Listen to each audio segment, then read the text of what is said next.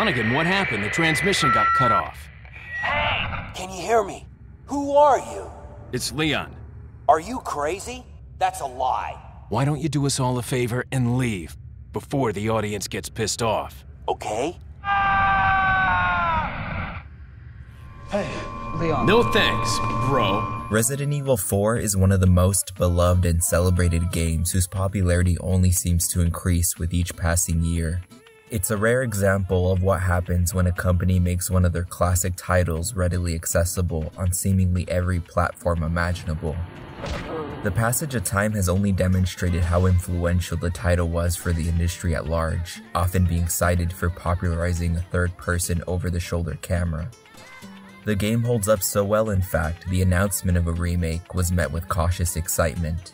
Remaking what many consider a masterpiece is a daunting task.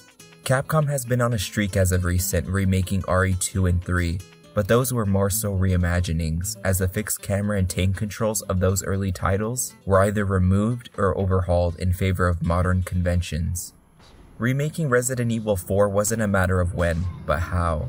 How do you remake a game that not only laid the groundwork for third-person action and survival, but improve upon a formula that still fits the mold for our modern sensibilities? 名作として名高いんで、難しいっていうので最初はやりたくなかったんですけど、話を受けて、ある程度じゃあ自分らでちょっと改めて見てみるって言ってプレイしてみんなで意見を一回出した時に、名作とはいえ今見るとやっぱりまだ改善の余地はあるよねっていうのが、感じられたんで。Like many others, I shared the same concerns. Would Capcom overcorrect some seemingly outdated aspects to the same degree that led to RE3 Remake's middling entry, or would they follow RE2's approach, sitting on the fence and never committing to either camps of faithful adaptation or radical reimagining? With the odds stacked against the remake, it's no surprise why the developers chose to reimagine the game as an almost new experience that pays homage to the best parts of the original. From the get-go, Chapter 1 wastes no time throwing you in a vaguely familiar scenario, but this time the environment better suits the mood of your situation. The overgrown foliage leading up to the cabin tells a story of an isolated village that's been overtaken by something sinister. The information is conveyed much better than any post-it note found in the original. The village fight, on the other hand, is virtually unchanged, with the exception of the villagers, who are far more aggressive this time around. The tank controls of the original had Leon stall in his tracks as soon as his laser sight took aim. Enemies would follow suit, keeping a few meters in distance, allowing for easy headshots. The remake takes the opposite approach, placing the distance on the player to frantically maintain. The Ganados will swarm Leon, and it's up to the player to take advantage of the expanded moveset for both offense and defense. You can now aim and shoot while moving, but you're more likely to miss. Ideally, you want to stand in place and concentrate your reticle to maximize damage. The combat knife, which was once used to conserve ammunition on downed enemies, and sometimes mobile ones too, is no longer a reliable strategy. Knives will break, especially if you make use of the new parry mechanic, which comes in handy and is satisfying to pull off.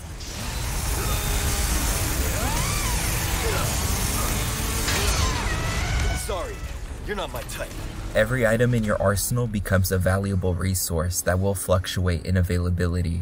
What made combat so appealing in the original was how seemingly open-ended it felt. Every scenario allowed for a certain level of creativity that lent itself to experimentation. The remake is no different, but with resources becoming even more scarce, there's a level of improvisation that wasn't quite as present in the original. Any weapon can be equipped with the tap of a button thanks to the new Quick Select menu, replacing the need to open up the suitcase every time you want to change loadout. A major downgrade, however, is no longer seeing Leon model every weapon for you, which kinda sucks, but the trade-off is uninterrupted gameplay, which doesn't suck. Stealth becomes a new option for swift and silent kills, which is a welcomed addition, but outside of a few rooms specifically designed for this mechanic, I rarely found any use for it. The visuals are the main attraction, and Resident Evil 4 has never looked this pretty. Environments are varied, and each major area you visit has a distinct look that separates itself from the last. It shares a lot of its DNA with the two most recent numbered entries in the series, But what made the original stand out was its late autumn melancholy feel, which is lacking here.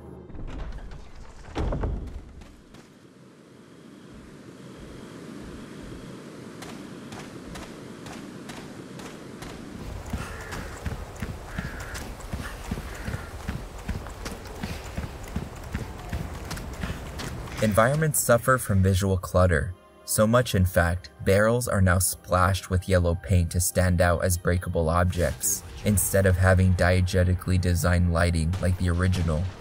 In later chapters taking place inside of the castle, the new dramatic look severely takes away from the original's intended atmosphere. Not only did it contrast well against the village sections, it showed the social class disparities between the ganados and their supposed religious saviors. Speaking of colonizers, what did they do to my boy Ramon? They traded in his Captain Crunch-inspired outfit for a powdered wig and a Benjamin Button face. Despite being 20 years old, the pre-adolescent features of his older design explain the juvenile trap set for Leon in the castle.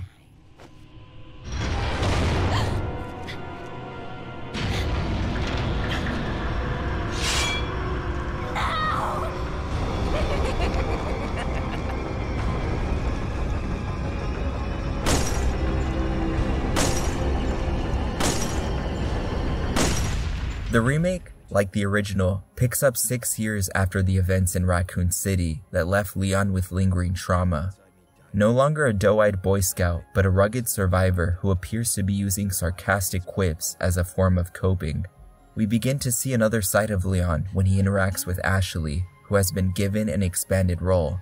It felt like you were lugging a rock whenever you had her by your side, but now the interactions between the two show a lively chemistry that fits both of their character arcs. Hey, trust me.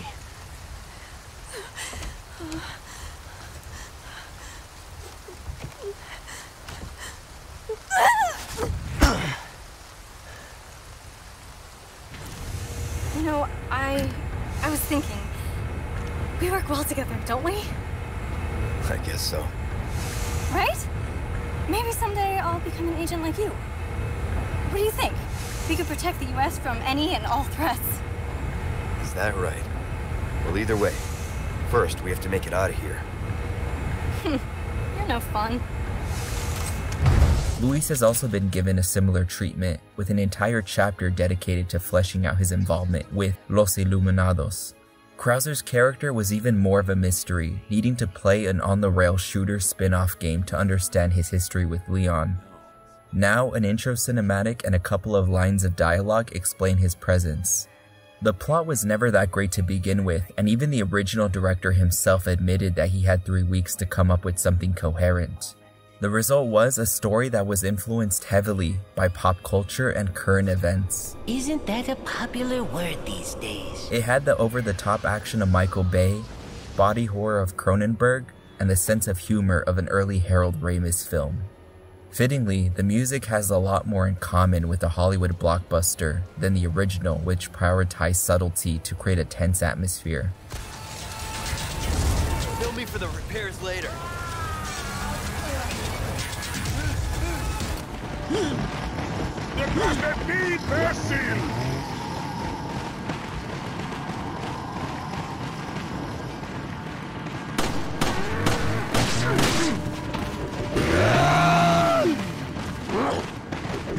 The remake's more serious tone conflicts with the outlandish plot as it tries to make sense of it all.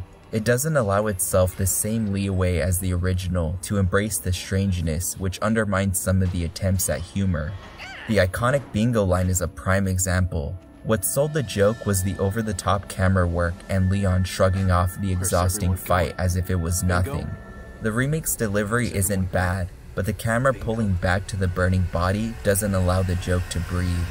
I never considered Resident Evil 4 scary, but it was tense as hell in the first half when your weapons weren't quite as powerful compared to the endgame.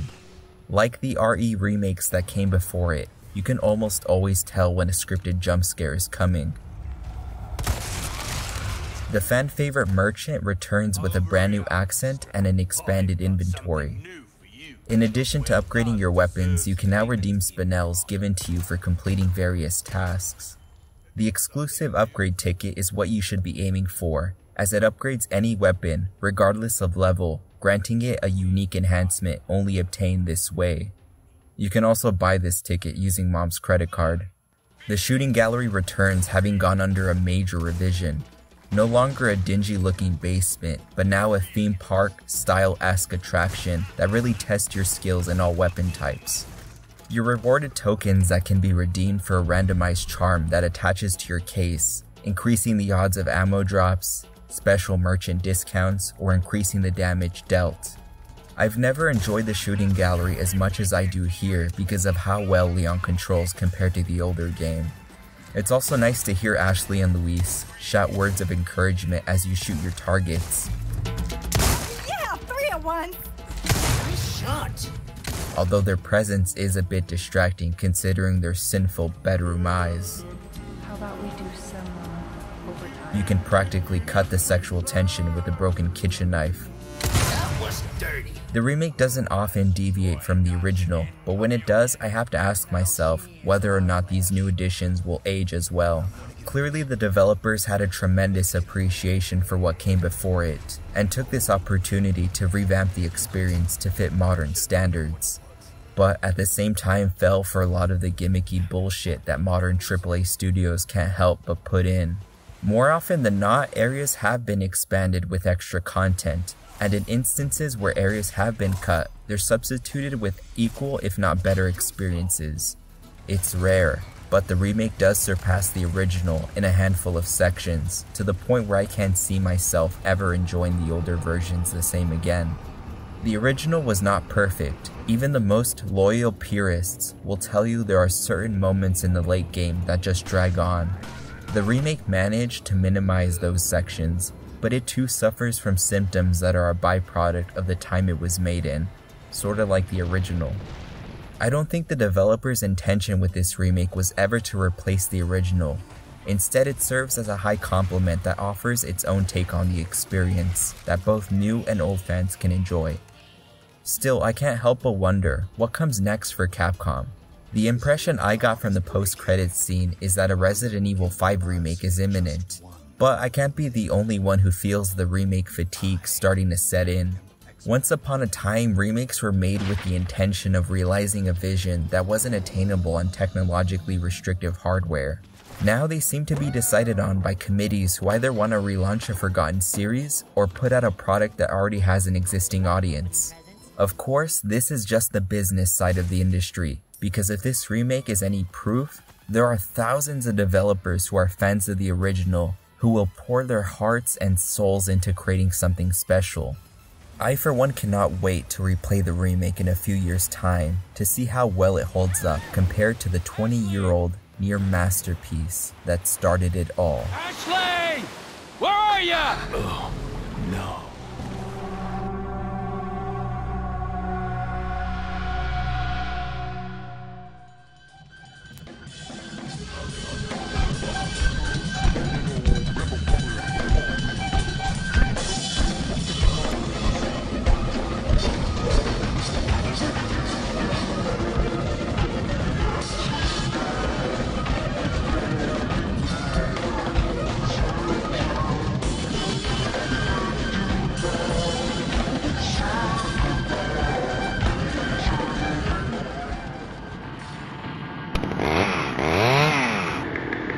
Not this guy again. Ashley, hi.